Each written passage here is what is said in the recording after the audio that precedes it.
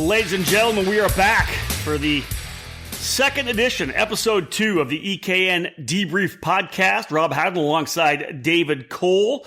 And again, this new podcast program, part of the EKN Radio Network, where David and I will take the time to kind of look back on what happened on the weekend that was, the racing that took place. If there's any big news, we'll hit on that as well. And again, just getting things rolling with our new podcast program. David and I have a couple of new ideas that are it's kind of on the drawing board of what we may be able to bring to this EKN Radio Network. But again, just really new, really raw, and we're having a good time doing it right now. This particular broadcast, this particular debrief, is being presented by Franklin Motorsports. We want to thank Franklin for being a longtime partner of eKartingNews.com.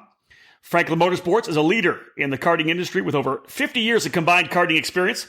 With a large online product selection, select track support events, and a wide variety of shop services, Franklin Motorsports is your complete karting source. And of course, you can check out our EKN partner at franklinkart.com. David Cole, it's been busy in the newsroom at eKartingNews.com. And I just want you to know this off the top. The ESPN cuts, the firings, will not go as deep as eKartingNews.com. I want you to know that.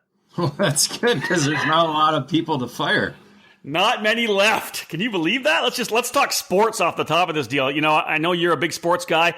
Anytime we're in a hotel room somewhere at a race, ESPN goes on pretty quickly. I think out of the TV when we walk in after a days at the races. Dude, you got nobody left to watch now. Well, you got the sports. It's just the people surrounding these broadcasts and the news outlets and stuff like that. I mean, I listen to Dan Patrick a lot, and he's a former member of the Mothership. And the Mothership. That's what he calls it. It's awesome. Yeah. He kind of understands what's going on because he's been there. He knows what the monster that ESPN is, and the money that they're paying to put on these broadcasts for these sporting events. It's insane. It's astronomical. It's just. And so you got to make cuts somewhere. It's just kind of like what we see with economics in the world market. You know what, Dave? It's funny. I was talking to somebody about it earlier today, and I said it's kind of like having one of those major sports teams where you're trying to build a dynasty and you're keeping guys like you'll get a rookie guy and you keep him for 4 or 5 years, and after 4 or 5, 6 years in that market, they're demanding big bucks, and that's you look at some of the. I looked on Twitter and a lot of these guys that are getting obviously got canned from ESPN have been there for 4, 5, 6, 7, 8 years. And when you're on your second, third contract, that's when you start asking for more and more money. I can just imagine the budget was just so overloaded. And of course, with the industry changing as it is, just wild to see it happen. So at such a broad stroke in terms of just cutting budget. Yeah, you're right in that aspect because there's a lot of media markets out there now, or outlets, I should say now, in the major motorsports avenue. I mean, you look at even NASCAR. Yeah, there's so many different media outlets covering the sport. There's more and more, not necessarily more and more in IndyCar, but that's kind of what it's hurting IndyCar is it just hasn't expanded outside that inner circle as far as media.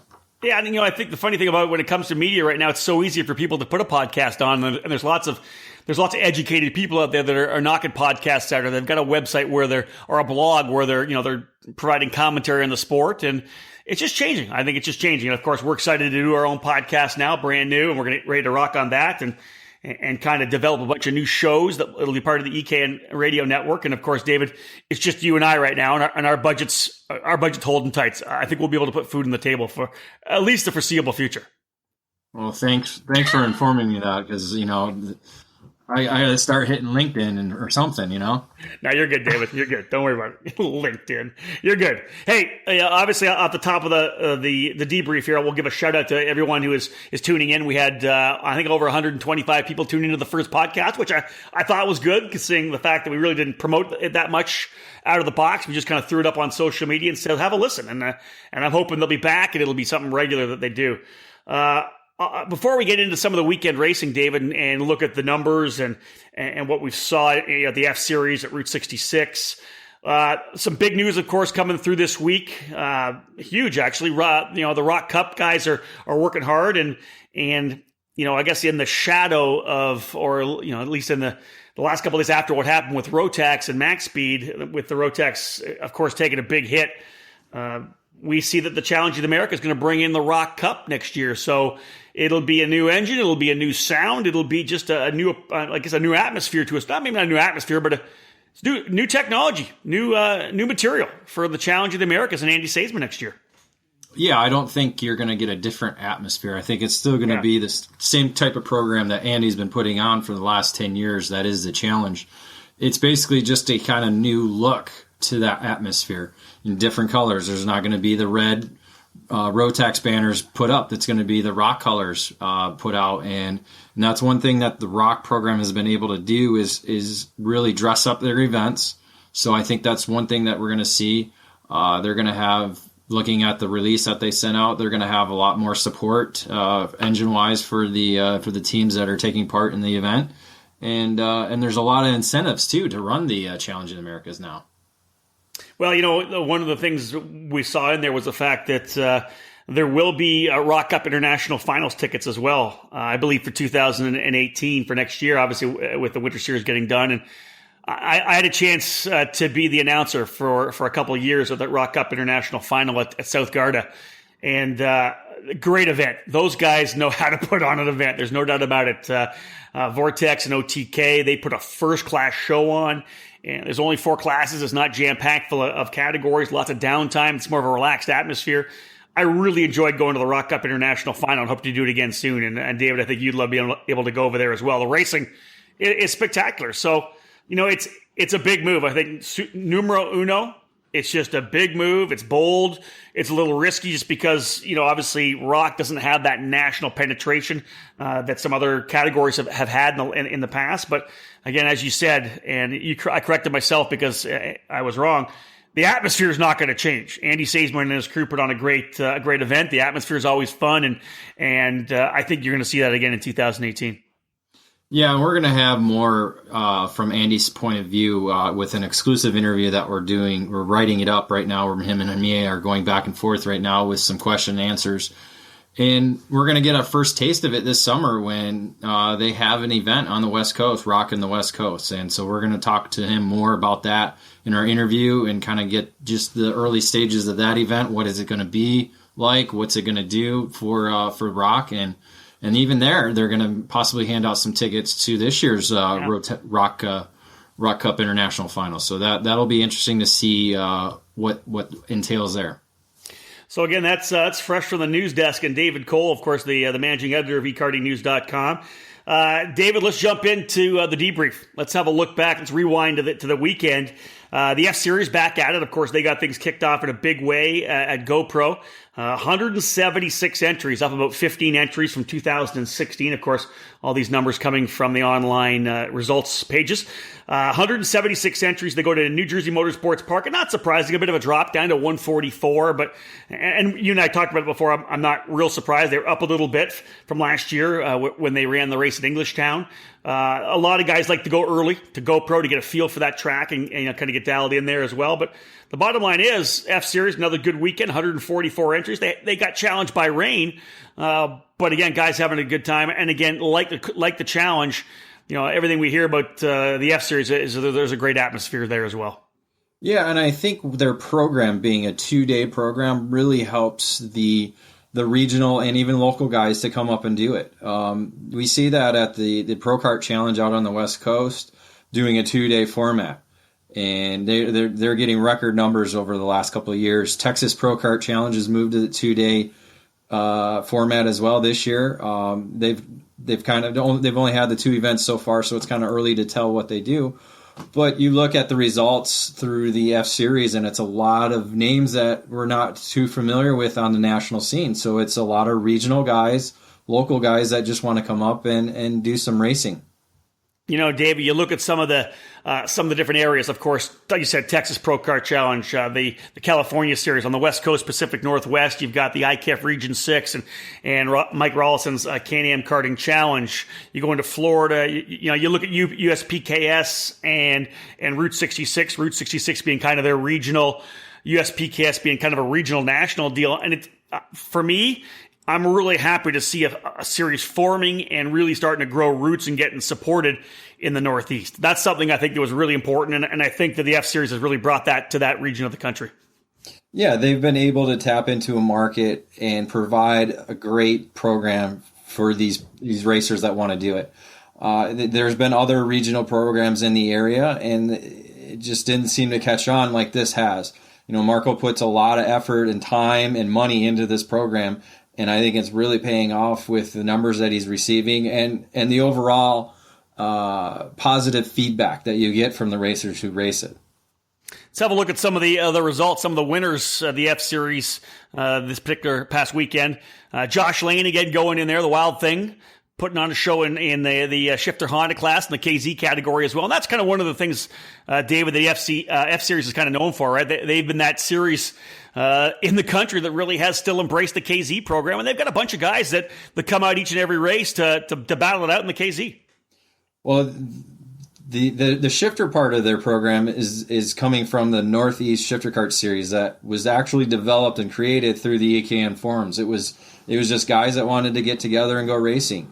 And so that program eventually evolved, and the F-Series took it over. But like you said, it's a place where guys can go with their old KZs, their new KZs, their old Hondas, their new Hondas, and just go out and race and have a good time.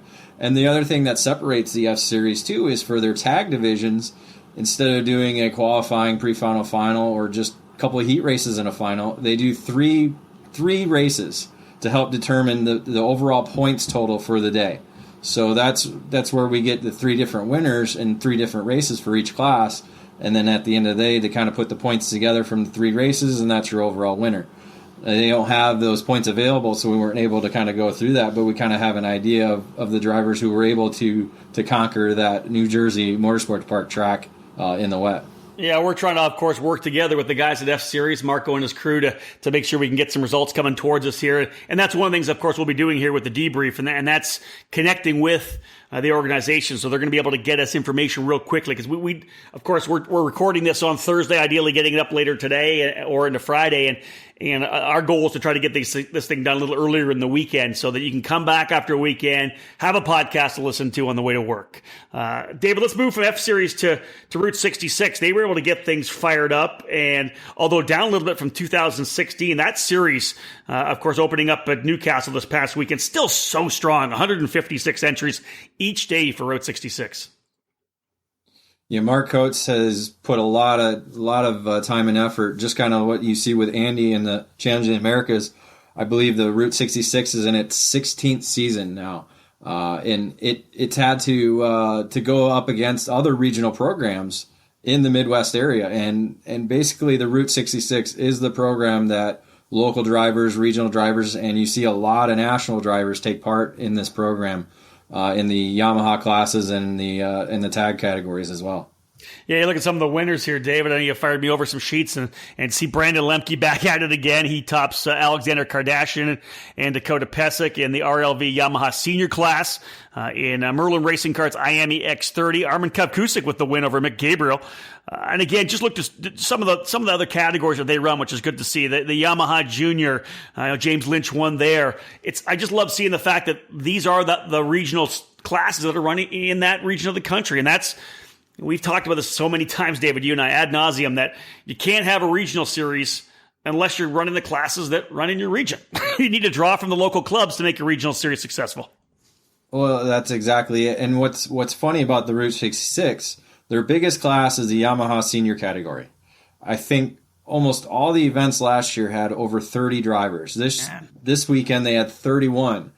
And you look at the other program that Mark puts on, the United States Pro Kart Series, and they were struggling with Yamaha engines at that senior level, or Yamaha entries, not engines, but and so they made the move to the KA 100. So it's there is a bit of difference between regional and national level competition, and just needs and wants.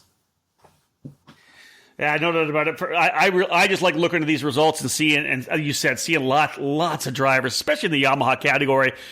However we kind of evolve, whether it's in the IAME X30, the KA, the Rock, whatever it may be, that Yamaha still, even though it's such an aging engine in terms of the technology.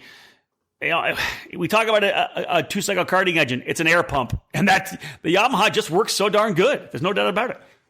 Yeah, and there's a lot of them to go around. There's obviously some talk about, though there's secret cylinders here, secret cylinders there, but you get that with any type of engine. It just still boils down to the driver has to drive it. And we see time after time after time, the good drivers are eventually going to find their way to the front. And it's this great draft battle all the way to the end, especially at a track like Newcastle, where you get the big drafts. Yeah. And it boils down to the last lap, last corner. And it's always going to come down to that. David, one of the things that you talk about that draft, you talk about guys, getting nose to tail and pushing a little bit. Well, one of the issues at the USPKS opener at GoPro was the fact that Mark Coates brought out that the pushback bumper system. And the first time they used it, and, there was guys that were getting penalized. They had issues just going over top of the curbing. There was guys that, thought they shouldn't have got penalized, that didn't know how the bumper was pushed back. Kind of got a second run at it here at the Route 66, same staff. So, it looks to me like it's going in the right direction. Yeah, it has its pluses and its minuses, but it's a positive right now in the fact that it's eliminating these major turn one first corner incidents that we've become accustomed to since implementing this full rear bumper. Dave, I actually had a chance to talk to Tim Coyan, the voice of both the USPKS and the Route 66, about just that. And here's what Tim had to say. Well, Tim, thank you so much for joining us here on the debrief. I do appreciate it. You guys got a couple of races in the books already. Of course, the opening round of the USPKS at GoPro Motorplex in Mooresville. And then just this past weekend, the Route 66 series got going at Newcastle Motorsports Park. Of course, you as the voice of both series. Let's talk about how you think things went down at GoPro, the opening round of USPKS. How did it go to kick off the season? Well, Rob, thanks for having me. I certainly appreciate the opportunity to talk about the series. Anytime you put a microphone in front of me, there's going to be plenty to talk about. Mooresville, it was a great weekend. We had beautiful weather. I mean, it seems like every year we go there and it rains and rains and rains, and it did not rain this year. So we had so much competition that weekend with two significant races running in Florida and all that kind of stuff. So I don't think we were too upset with what we had there. It was good racing, though, a lot of great racing. We had 0 crashes in the first corner, which was traditionally a problem. And that's always big, of course. Yeah, for sure. And it was pretty exciting. GoPro has updated their pit exit lane, so you're actually coming onto the track a little bit further down, which helps during qualifying practice and that kind of stuff. It doesn't change a whole lot about the race starts, but it definitely was a good time, and they were good hosts for us. We got to work on their PA system, though. We had a lengthy discussion about that. We talk about that a lot. I go to a lot of tracks around the country, and you'll get there, and they'll hand you some old mic, or something doesn't work, and people scream at you that they can't hear you, and that's obviously disappointing. But that's one of the things that a lot of facilities need to update. I've had some good luck down there, but I haven't been down at GoPro in a number of years, so. Yeah, they've got. Let me tell you this: they've got some antiquated stuff, but they're working on it. That happens. Let's move into the numbers. Looking, of course, at the results that we saw, the KA100 program really taken off with the USPKS. Good numbers down there at GoPro.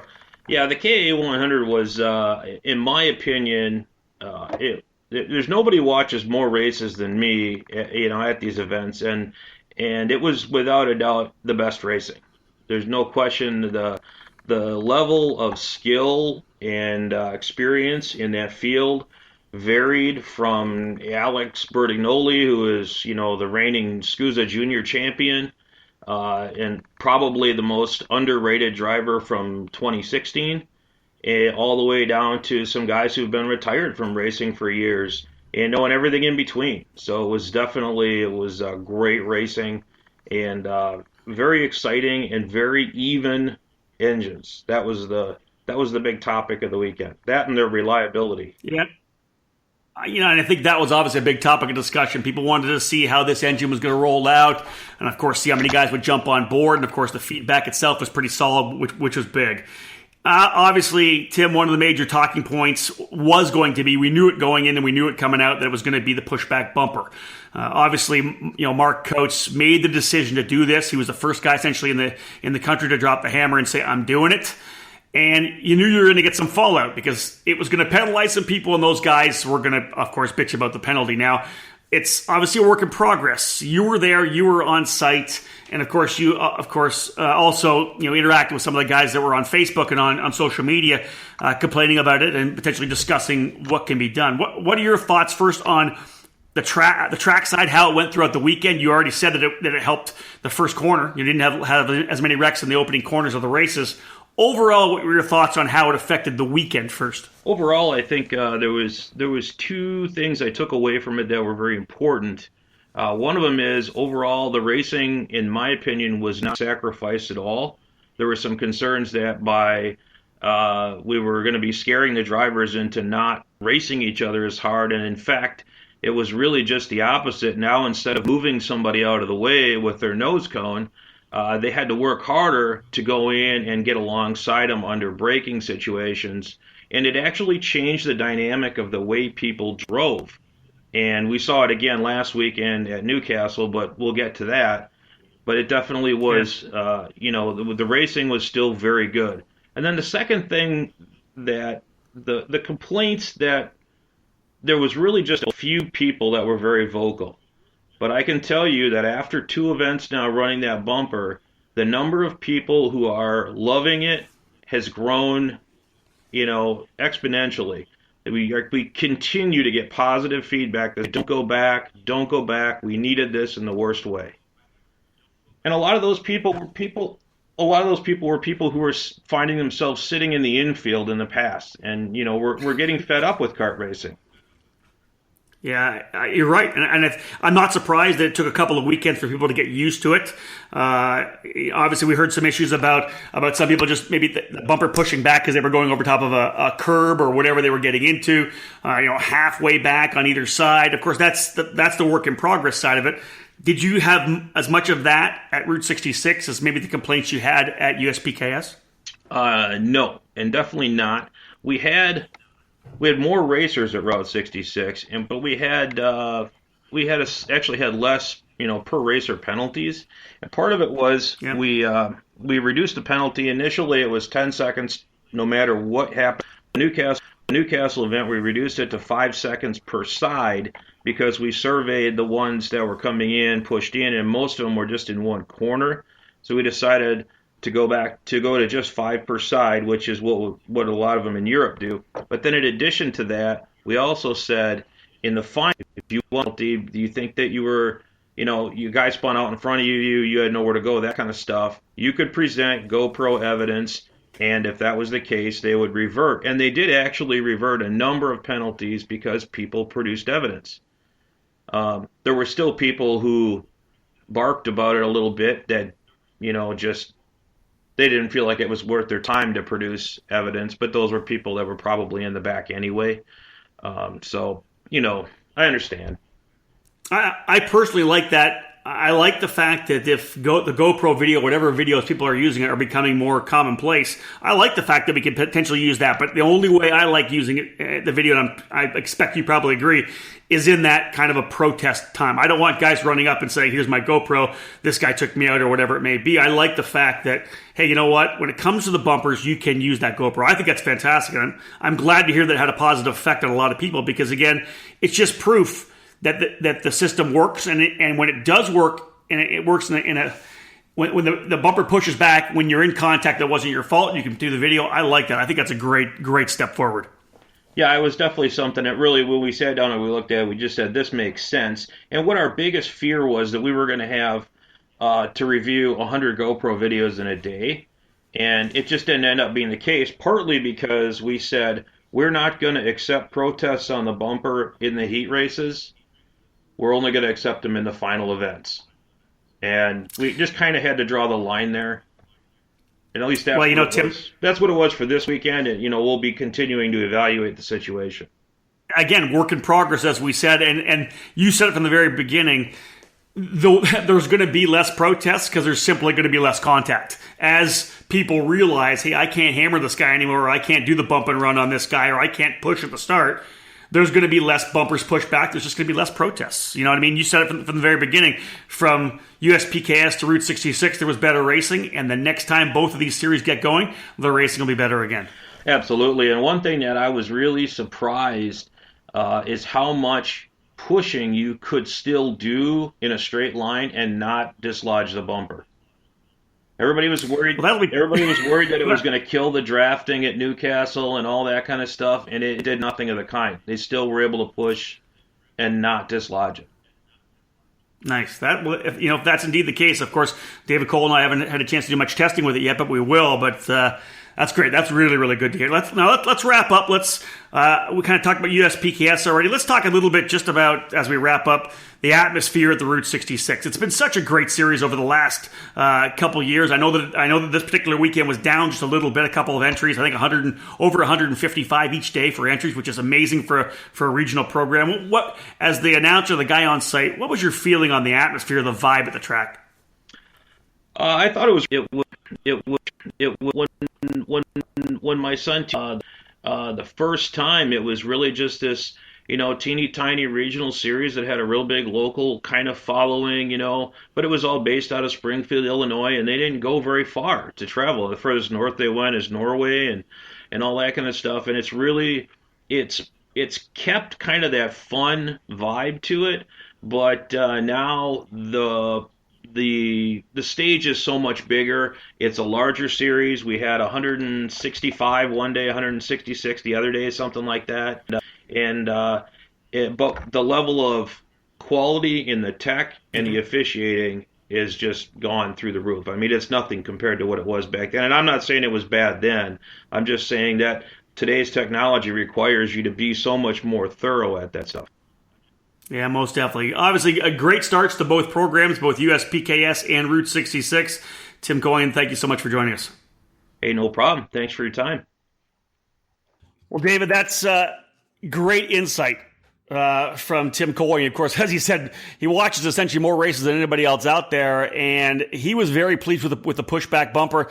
And I personally just like the way they kind of made the evolution and kind of approached it a little bit differently. You're gonna get that throughout the season. It's something brand new. We saw it with other products that have been implemented into the sport. It just kind of takes time, and this isn't the first version of the bumper. I mean, we saw Europe take care of this or implement this a couple of years ago, and overall, people were just like, "This is a disaster." And well, they've refined it, retuned it a little bit, and now it's a little bit better. Now we just have to get used to the system that's in place right now. So again, moving through, let's just talked, of course, about the F Series, the Route 66 program as well, all events that happened this past weekend. Again, this is our second episode of the EKN Debrief. Rob Howden alongside David Cole. Let's move into hashtag Operation Grassroots. David, it's kind of a rebirth again over in Colorado. The Colorado Karting Tour getting rolling here to start 2017. 91 entries and 25 in 206 Senior. How many places around the country, David, are we seeing the 206 being that kind of building of a new foundation? Is the perfect entry level package for karting right now. It used to be Yamaha. We used to see a lot of drivers start off in Yamaha. We used to see back in the day it was the flathead. I got started on the flathead. A lot of drivers that came up through the 90s, even a little bit in the late 80s, started off with a flathead. It's a great economic starting point. It's a great speed starting point. It gets you from those rental carts that you see at the racetracks, and gets you into a racing cart. So it's low tech too. I know, David, when I first started back in the 90s, we were all running overhead valve Hondas up in Canada, and I loved how cool the Yamahas were, and again, how fast they were.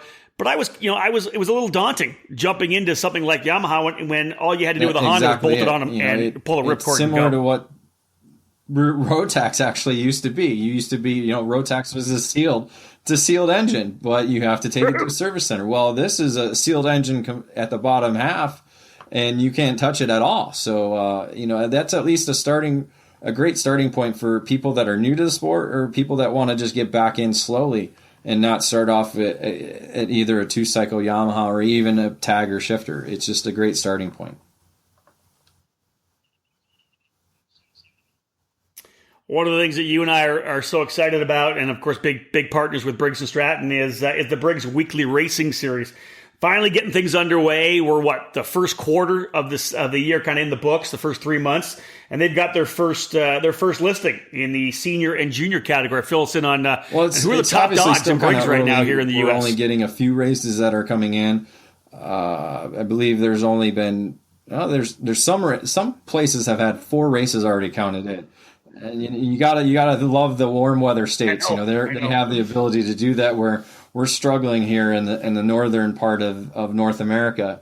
Thankfully, getting warmer, but it's just no tracks are having races yet. Right now, David Vasquez of the Tri-C Karters that we talked about last week, and we continue to talk about on eKarting News.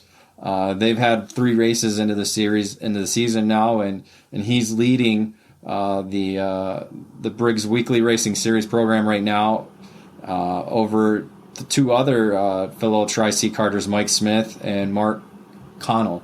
And so that program's really growing. That's one of the great aspects of the Briggs Weekly Racing Series is getting these clubs that are trying to rebuild. You get them on board with the Briggs program, and they're seeing record numbers over the last couple of years. Yeah.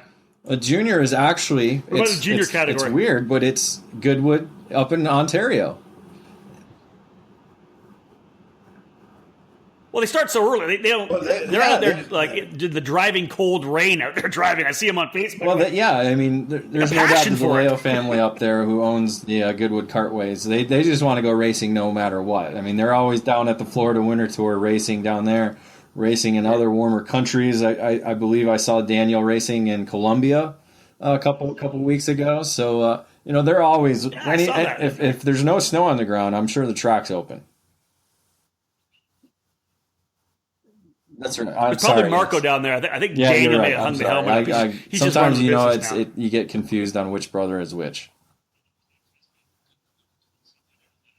I understand. It's Trust me, like I've been the covering them for Giacomellis, right? 20-something years. I always got confused. So it is. It's exactly right. That's right. J&J. There you go. That's why you just call them Mr. Giacomelli every time you see them, then you're never wrong.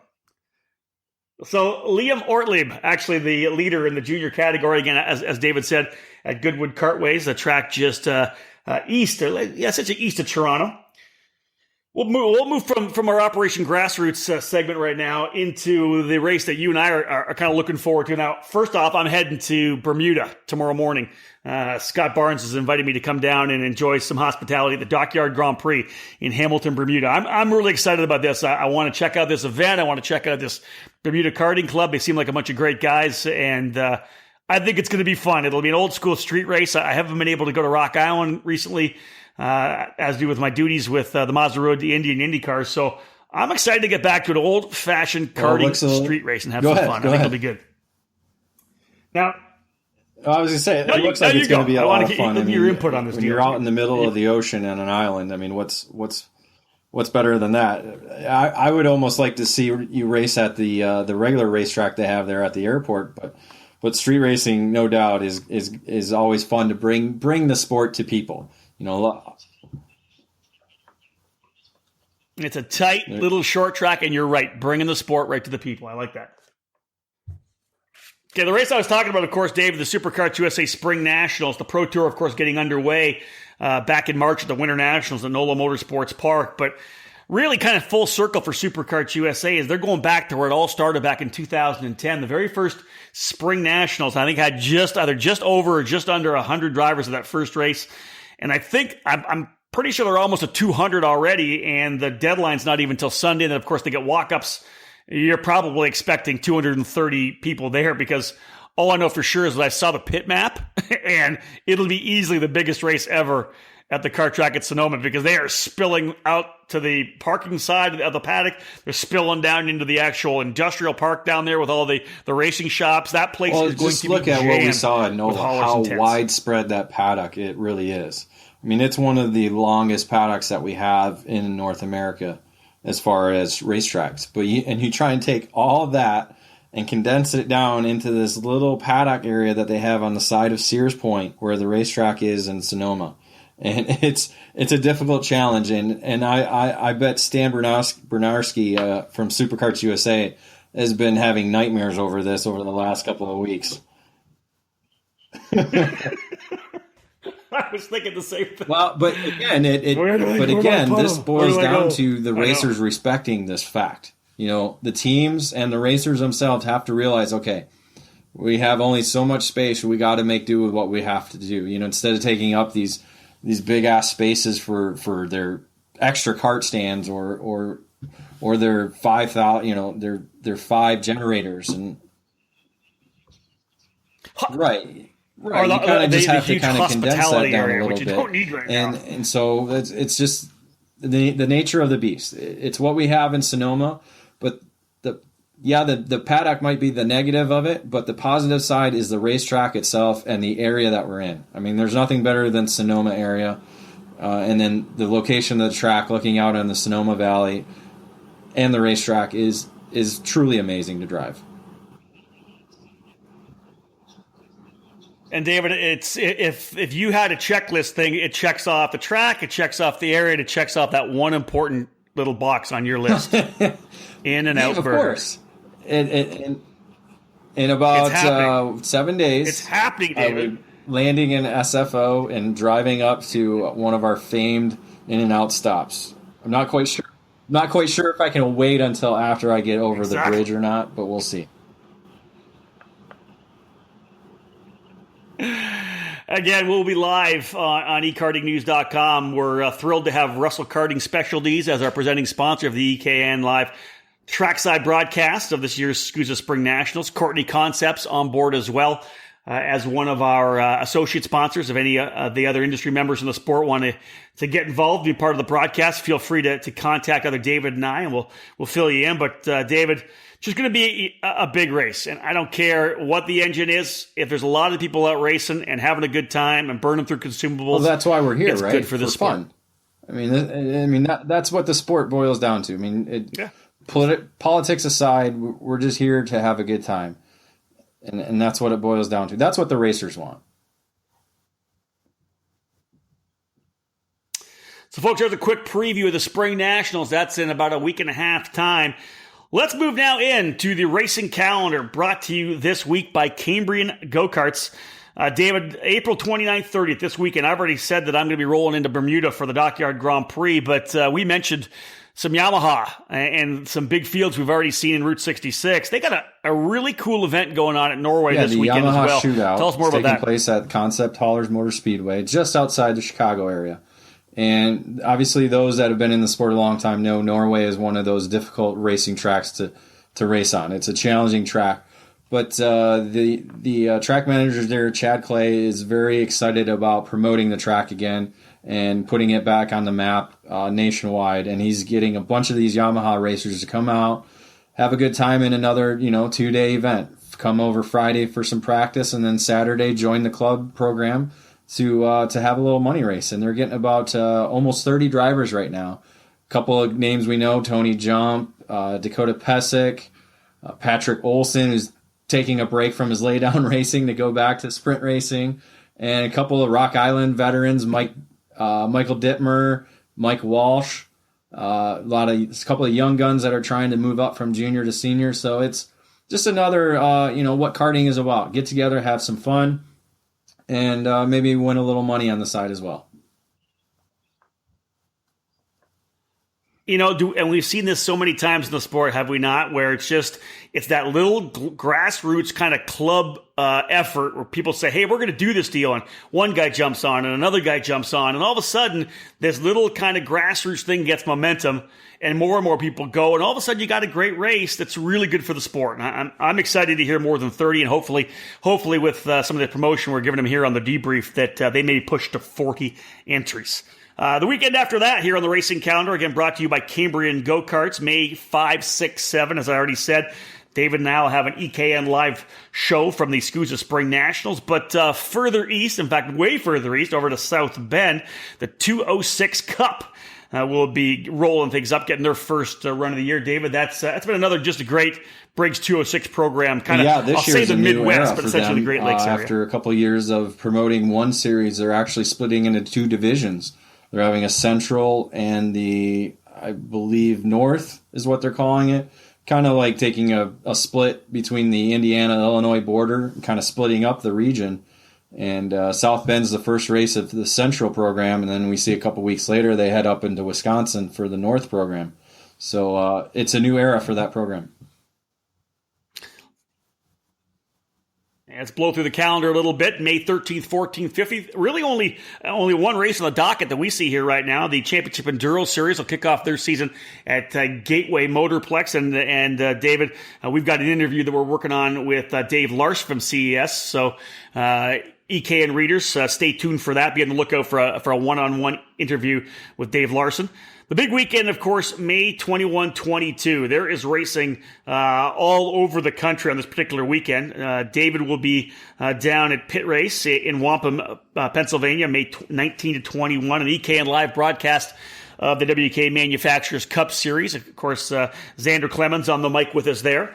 The Can-Am Karting Challenge out at Tri-Cities in Washington, the first of their three events for Mike Rolson's Can-Am program. The LAKC Series kicking back off at Cal Speed. The San Zero Games Karting Championship up the coast in Sonoma back in action. The Colorado Karting Tour running as well at SBR Motorsports. The guys down in Texas, the Texas Sprint Racing Series firing things up at Denton, North Texas Karters. And as David said, the 206 Cup and their North program going to work at Elkhart Lake, Wisconsin, and Road America. Said, David, last week, what a big everybody's weekend trying to get that one race in before Memorial Weekend. A lot of people take that time to either sit at home and watch the Indy 500 or the Coca-Cola 600 or whatever it is now, and even the street race Formula One in Monaco. That's true. That's true. No excuses to not get out on the racetrack on that May 21-22 weekend. Of course, David mentioned the Memorial Day weekend. Of course, three big races across the IndyCar, NASCAR, and Formula One programs, as he said. KPX, their championship series, getting going again at Fresno that weekend. The F-Series will be on track at Englishtown. And the IKF Region 6 Northwest Gold Cup out in Idaho. David, that is your lineup for essentially the end of April and May here on the Cambrian Go-Karts racing calendar. We do want to thank Cambrian Karting for presenting this week's racing calendar. Cambrian Karting is NorCal's Burrell art dealer and also stocks Briggs, IAME, and Rotax engines and parts. If you need anything in NorCal, check out Cambrian Karting at CambrianGoKarts.com. David, that rolls through essentially the schedule that we have lined up for this issue of the Debrief, episode number 2. Podcast kind of getting rolling, a little more smoother this time around. I talked about that May 21-22 weekend. Are you going to roll that Briggs-powered Illuminos out pretty soon and put the new Bell helmet on, or what? Well, the challenge was originally for this weekend. I was thinking about taking part in the Yamaha shootout. Well, unfortunately, I have a baseball game with my son Saturday, so it kind of taken me out of the running. Well, you know what? You're a good father, David. You're a good father. It's a joy David. to go and watch him play baseball, and believe me, I would love to go to the racetrack, but family comes first on a lot of things, and it's his first game of the season, so definitely got to be there for that. I'm gonna be missing a couple of games for the other two events we're going to in May, so. Got to do what I got to do. When are we going to see you race now? Put in the time, my friend. Put in the time. After Bermuda, because nobody's there to see it. It's in Bermuda. Nobody's there to see it. Oh, well. Listen, there's going to be 5,000 people watching me there. But we don't know any of those 5,000 See if I can't get a race win. When are we going to see the Rob Howden race? Yeah, you're right. I need to get back at it again soon. Listen. First and foremost, I have points in the Briggs Weekly Racing Series. You do not, so you can shut it. Hold on. I can guarantee that by the end of May, I will have more points than you.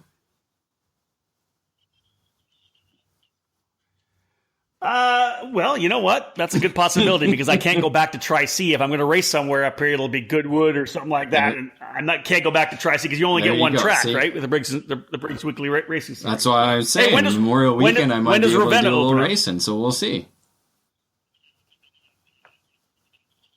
I might have to come down and put a cart in the back of the truck and come and challenge. Yes. Well, it depends on, you're talking about Memorial Day weekend. Yes, I'll be on pit lane for the 101st I didn't get that ticket. I didn't get that ticket, so I'm going to go racing. Hey, listen. Hey, just to cap this off, it's just for me and you. How exciting will it be to watch these kids that we've watched go karting over the many years running that 500. I'm so jacked, whether it's Newgarden or Daly or Hinchcliffe or Karam or Chavez or Piggott. It's just weird to think about all these guys that we've watched coming up through the ranks for so many years through karting, the road to Indy. They're all going to be part of this race this year. Well, it's really cool to see. For me, it's Newgarden because I remember seeing him, this lanky little blonde-haired kid running around in this Robo-Pong cart in a Margay. I'm like, who is this kid? And then to see him go from that and mature up through the karting ranks and then into the open wheel stuff, it's been really cool to see him develop as a young man and then see him win a second time now at Barber. Yeah, it was really cool to be there at Barber. Of course, I got a chance to be in Victory Lane for IndyCar Radio last year with Joseph when he won at Iowa, and that was one of those times where you're trying to interview somebody and kind of hold back a tear a little bit because to see him get from karting all the way there, and you're right. I look back when Joseph and Connor Daly, I think we're getting 2-for-1 haircuts, the same bowl. It was. Those old pictures are rough. They don't like it when those come up because they've got those guys that really take care of the look now. We can pull up some old photos of us, and it's just not flattering at all. But that's just how life is. But no, I'm sure. I think they both rocked a good mullet too. So come on. Who hasn't? Well, folks. Anything else, Dave? Let's do that. Anything else to add here? I think we're good. I'm looking forward to heading out to Sonoma next week, and we'll have a couple new audio clips for people to listen into. Yeah, new podcast. We keep hinting that we're going to have a couple of different shows. This is only the first one, the EKN Debrief. There's a couple of different shows. We're going to kind of roll like ESPN did and come out with some different shows that are going to kind of have a different approach and a different feel, and all, of course, part of the lineup at the EKN Radio Network. David, thank you so much for hooking up with me here. It's going to be good. It's going to be a good weekend. You go enjoy some baseball. I'm heading to Bermuda for some karting. I was going to say, those are like complete opposites. Maybe a little rum. Little League Baseball and Bermuda karting. You know what? They are polar opposites on both ends of the spectrum, no doubt about it. Well, folks, thank you for joining us. This has been fun. We're excited about this. We're having a good time with these podcasts. The feedback that we got from the last one was really positive, and thank you so much. We love it. We're excited about what we're going to do throughout the season, and of course, continuing to evolve the editorial package and the content that we bring at ekartingnews.com. On behalf of David Cole, this has been Rob Howden, another issue of the EKN Debrief. Thank you so much. We'll be back next week with more news.